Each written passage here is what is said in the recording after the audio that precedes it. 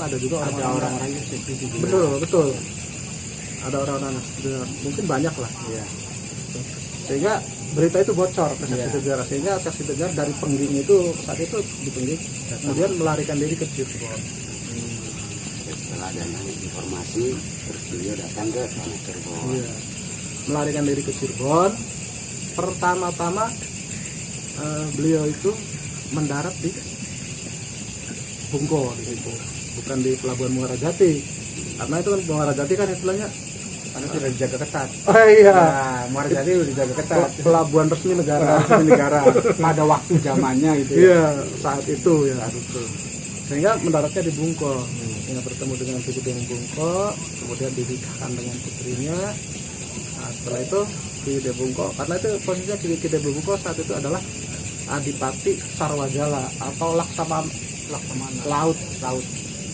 Laksamana Angkatan Laut Cirebon. Dari pasukan Laut Cirebon itu kejurannya Ki Gede Bungko. Melapor kepada Pangeran Tanjunan. Kenapa karena Pangeran Tanjunan? Karena nasab Syekh Siti Jenar ini lebih dekat dengan Pangeran Tanjunan dibanding kepada wali yang lain, walaupun seluruh para wali nasabnya sama gitu, mengacu satu jalur. Nah, oleh karena itu diberitahukan kepada Pangeran Tanjunan, kemudian Pangeran Tanjunan menjemput Syekh Siti Jenar, dibawa ke Tanjunan. Nah, di Tanjunan kan makin dekat kota tuh, yang secara otomatis merasa keamanannya terganggu. Kemudian beliau larilah ke Cirebon Girang. Nah, di Cirebon Girang ini diterima oleh Pangeran Arya Sarbon. Pangeran Arya Sarbon itu Anaknya, putranya Pangeran Cakrabuana. Nah, diterima di situ. Yang kemudian karena Pangeran Arya Sarbon juga istilahnya berguru ya kepada Salema Abang. Jadi tidak mungkin seorang guru akan membangkang kepada seorang murid bangkang pada gurunya. Betul. Oleh karena itu saat didukung. Pada saat Syekh Siti Jenar sedang berdakwah, mengajarkan ajarannya di Cirebon Girang itu, datanglah utusan dari Demak ke Sunan Gunung Jati. Sudah diketahui bahwa ini sudah ada di tanah Cirebon. Kemudian Sunan Kudus itu menyerahkan surat perintah penangkapan kan gitu, penangkapan, dan Sunan Gunung Jati merasa prihatin karena memang beliau juga merasa orang-orang di sekeliling dia sudah banyak yang masuk ke aliran, ke aliran Seperti benar. Kita bicara sisi politik dulu ya. Politik. Ya, nanti sisi cintanya nanti. Pak Mukhtar kita yang awalnya tidak tahu.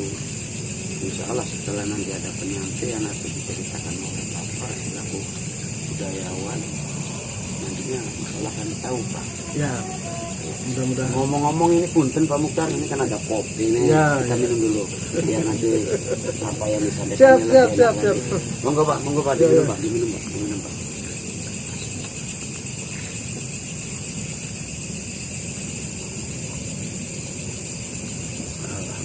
Nah, ini menarik ini Pak Mukhtar. Kita sebagai generasi muda di Cirebon itu menggali lagi terkait dengan Syekh Siti Jenar yang sudah dibungkuk tadi barusan ceritakan. Kalau dari literasi sejarah kan kita baca bahwa betul atau tidak dari buku Wali Sangi itu bahwa Syekh Lema Abang itu masih ada saudaranya Syekh Datul Kafi, Syekh Panjunan, dengan Syekh Syarif Hidatullah mungkin. Betul. Nah itu biar nanti tim Playa Bang TV khususnya warga Cirebon biar tahu ini. Monggo. Betul. Tadi kan saya sudah bilang ya. Kenapa larinya ke Cirebon? Cirebon kemudian ke Ki Gede Bungko, Adipati Sarwajala Cirebon. Karena memang nasab beliau dekat. Yang itu kemudian saya bilang tadi, kenapa ke Pangeran Tanjunan? Nah, karena memang nasabnya lebih dekat ke Pangeran Tanjunan. Jadi artinya nasab itu dalam pengertian sama-sama nasabnya sama, tapi lebih dekat ke Pangeran Tanjunan misalnya dibanding ke Sunan Gunung Jati dan yang lain-lain. Di sisi lain juga orang-orang yang memang seperti Ki Gede Bungko, Pangeran Charbon itu memang juga sudah berguru kepada Syekh Lemah Abang menjadi murid. Jadi bukan hanya kedekatan dari segi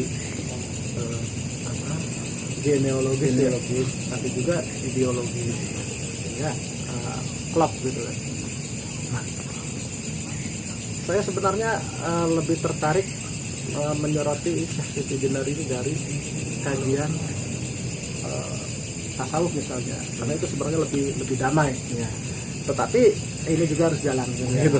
Artinya supaya dua-duanya imbang bisa menjadi kesimpulan yang tidak memberatkan siapapun. Jadi berimbang ya. Jadi tidak ambil salah satu. Ya. Yang pada intinya dua-duanya juga baik dalam kajian politik ataupun kajian sufistik, sama-sama tidak ada yang salah dan tidak ada yang benar. Sama-sama tidak ada yang salah. Artinya apa? Dalam politik itu juga seorang pemimpin, seorang penguasa diwajibkan menjaga kestabilan negara. Ya, itu kewajiban seorang pemimpin. Bahwa yang menjadi korban ya untuk kestabilan itu adalah orang yang dekat dengan dirinya. Dia terpaksa dilakukan dalam keadaan terpaksa. Nah, bahwa pengadilan dilakukan itu untuk penegakan hukum terhadap siapa saja orang yang diduga bersalah, gitu. Melanggar hukum. Ya, jadi apa sih alasannya seseorang dibunuh dan lain sebagainya, itu kan harus hukum yang membuktikan. Gitu. Nah, oleh karena itu kemudian setelah Sunan Gunung Jati menerima surat kehadiran patah yang diantarkan oleh Sunan Kudus, maka kemudian Sunan Kudus meminta izin kepada Sunan Gunung Jati untuk menangkap Syekh Siti Jenar.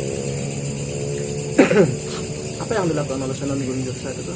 Kemudian Sunan Gunung Jati memanggil semua para Ki Gedeng yang ada di Cirebon ini untuk datang ke Keraton Pakuwati, terutama orang-orang yang dekat dengan Siti Jenar dimasukkan ke dalam Keraton Pakuwati.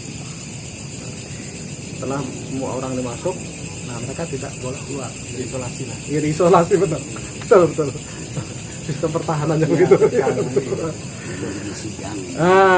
Nah kemudian setelah mereka sudah masuk ke Keraton Pakuwati, kemudian dari tentara Pakuwati ini ya, digiring dikerahkan tentara Cirebon dan Demak ya tentunya, digiring ke Cirebon Girang.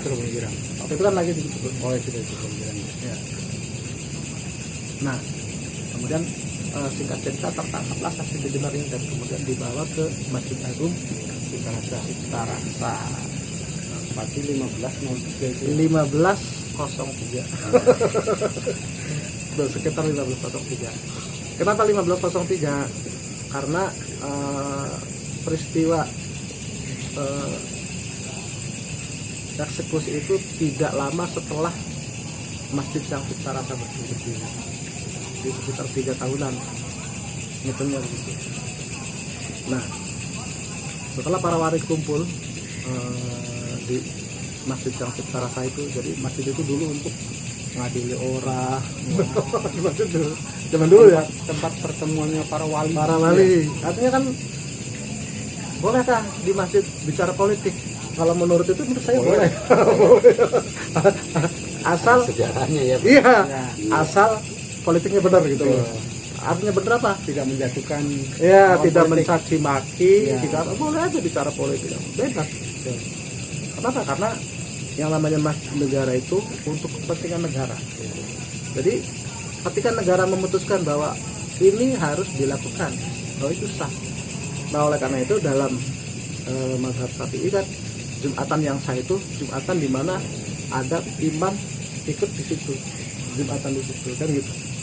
Nah, makanya Mbak Johar kan kalau misalnya tidak ada imam di situ ya berarti Jumatnya harus diulang, harus muadzan, sholat zuhur lagi kan gitu lagi. Nah, itu kronologisnya gitu.